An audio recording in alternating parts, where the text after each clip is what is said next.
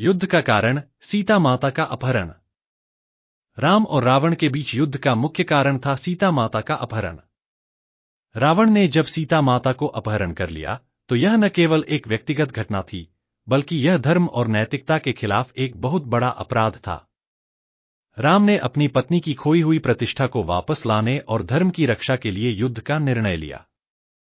इस युद्ध ने यह सिद्ध किया कि अधर्म के खिलाफ हर किसी को खड़ा होना चाहिए, चाहे वह कितना भी शक्तिशाली क्यों न हो।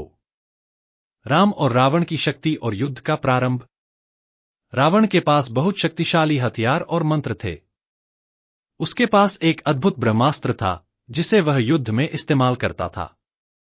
वह एक महान ज्ञानी और शक्तिशाली राक्षस था, लेकिन उसका अहंकार और स्वार्थ उसकी सबसे बड़ी कमजोरी बन गई। जबकि राम के पास शारीरिक बल था, लेकिन उनका असली बल धर्म, सत्य और आध्यात्मिक सिद्धि में था। राम ने रावण के खिलाफ आध्यात्मिक बल का इस्तेमाल किया। रावण की शक्ति को परास्त करने के लिए उन्होंने हमेशा धैर्य, संयम और धर्म का पालन किया। राम ने अपने आदर्शों और सिद्धांतों से यह सिद्ध किया कि युद्ध में धर्म और न्याय की विजय होती है, न कि केवल शारीरिक बल की। रणनीति और मानसिक संघर्ष।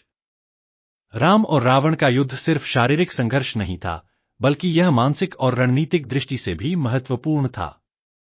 रावण ने अपने युद्ध में कई बार अपनी शक्तियों का प्रदर्शन किया, लेकिन राम ने ध्यान, धैर्य और रणनीति का इस्तेमाल किया। उदाहरण के लिए, रावण के पास अजेय रथ था, लेकिन राम ने वायुपुत्र हनुमान की मदद से रावण के युद्ध सामग्री को नष्ट कर दिया। राम के पास हमेशा धर्म की ओर से एक स्पष्ट दृष्टिकोण था, जबकि रावण ने अपनी शक्तियों का उपयोग अपनी इच्छाओं और अहंकार के लिए किया। यही अंतर था जो युद्ध के अंत में राम की विजय का कारण बना। रावण का आत्मविश्वास और अहंकार उसे उसकी हार की ओर ले गया।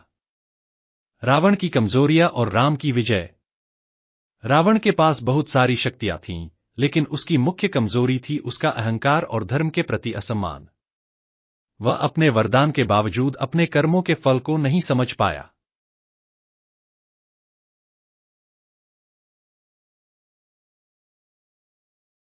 भगवान राम ने रावण के कई शस्त्रों और युद्ध के कौशल का सामना किया, लेकिन राम का नैतिक बल और सत्य के प्रति उनकी निष्ठा ने उन्हें अंततः विजय दिलाई।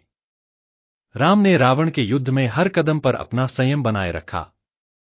उनका विश्वास था कि अगर धर्म और सत्य का पालन किया जाए, तो परिणाम चाहे जैसा हो, अंततः धर्म की ही जीत होती है। रावण के विपरीत राम ने अपनी पूरी शक्ति का उपयोग धर्म की रक्षा के लिए किया, न कि स्वार्थ के लिए। युद्ध का दार्शनिक और आध्यात्मिक दृष्टिकोण। इस युद्ध को सिर्फ एक भौतिक संघर्ष के रूप में नहीं देखा जा सकता। यह धर्म और अधर्म, सत्य और असत्य, न्याय और अन्याय के बीच की आध्यात्मिक लड़ाई थी। रावण का युद्ध में आदर्श अधर्म और दुराचार का था, जबकि राम का आदर्श धर्म, सत्य और कर्तव्य का था। इस संघर्ष में राम ने यह साबित किया कि आध्यात्मिक शक्ति शारीरिक शक्ति से कहीं अधिक प्रभावी होती है। राम ने युद्ध के दौरान रावण के गुणों और उसकी कमजोरियों को पहचाना।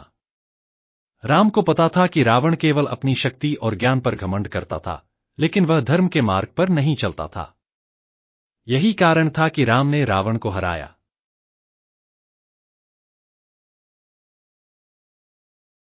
क्योंकि राम के पास केवल शारीरिक बल नहीं था, बल्कि आध्यात्मिक बल और धार्मिक विश्वास भी था। रावण की पराजय और राम की विजय। राम ने रावण का वध किया, लेकिन यह केवल शारीरिक विजय नहीं थी। यह धर्म की विजय थी, क्योंकि राम ने हर कदम पर सत्य और धर्म का पालन किया। रावण की मृत्यु से यह सिद्ध हुआ कि कोई भी अधर्मी व्यक्ति अंततः हारता है। रावण की शक्ति और अहंकार उसे नष्ट कर देता है, जबकि राम का धर्म और सत्य उन्हें हमेशा विजय दिलाता है। अगर यह वीडियो आपको पसंद आई हो तो लाइक, कमेंट और सब्सक्राइब जरूर करें। मिलते हैं अगले इसी तरह की रहस्यमय वीडियोज में। मैं आपका दोस्त दिलीप सुथार।